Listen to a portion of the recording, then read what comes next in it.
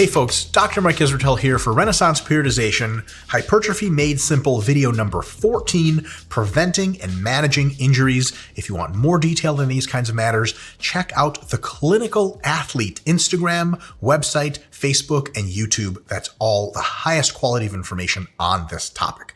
Here's the deal. Preventing and managing injuries in hypertrophy training. First, of course, preventing. So how do you stay safe? 4-point easy guide. Number one, don't be an idiot.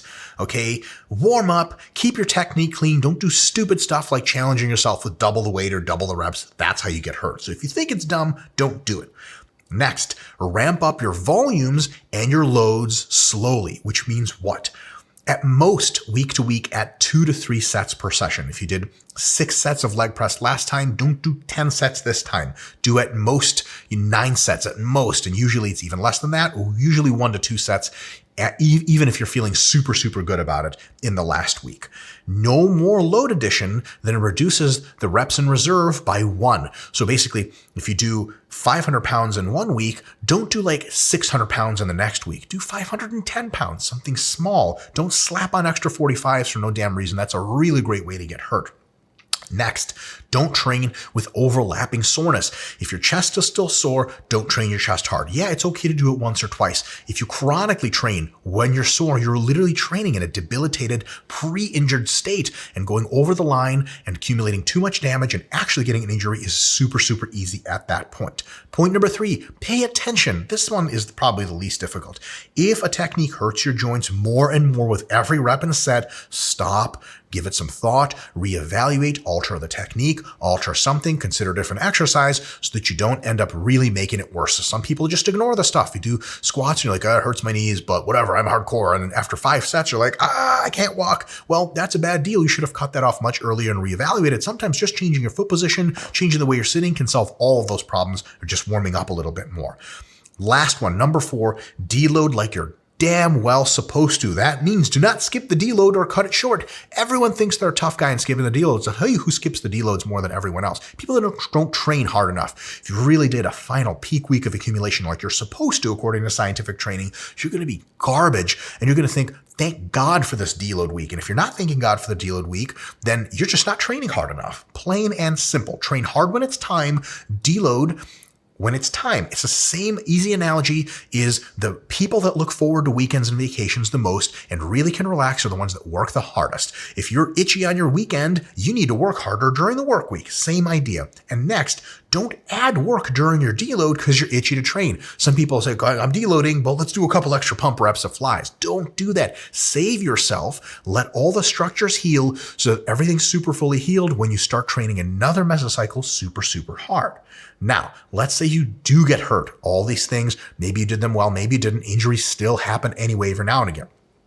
Here's what you want to do, a sort of multi-point guide to re-entry into training after an injury has already occurred. After you get hurt and you start to do other training, let's say you hurt your quad and you still want to train your hamstrings, your calves, your glutes, whatever, make sure that training does not bother the injury either at all or worst case, hardly at all.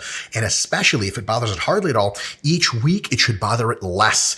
If you're trying to train around an injury, let's say you're trying to train your pecs while you hurt your triceps. If your triceps get worse and worse and worse every week you're training your pecs, that is a bad deal. You have to choose another strategy.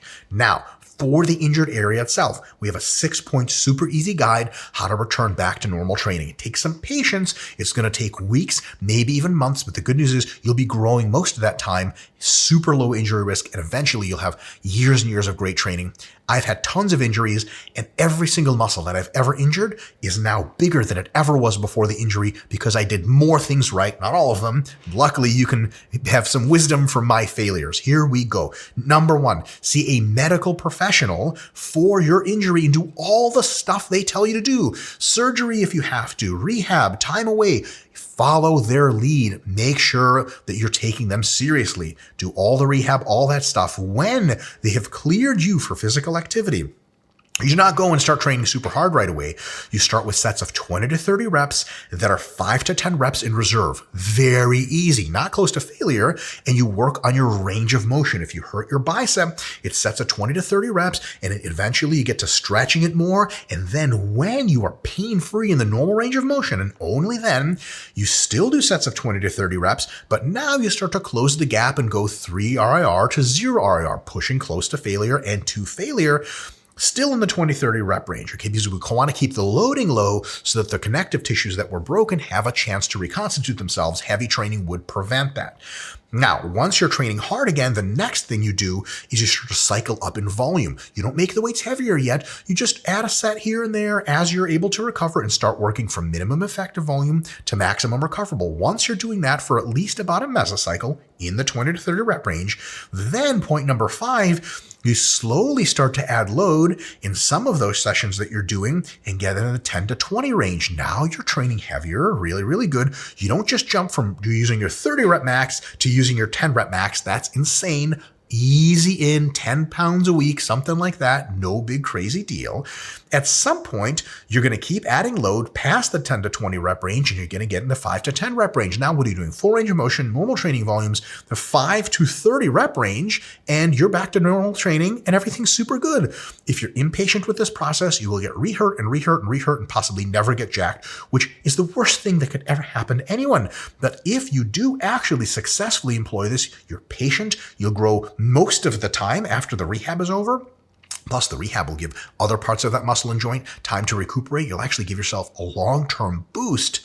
You'll be super, super jacked eventually. You'll no longer be hurt. You will have true happiness.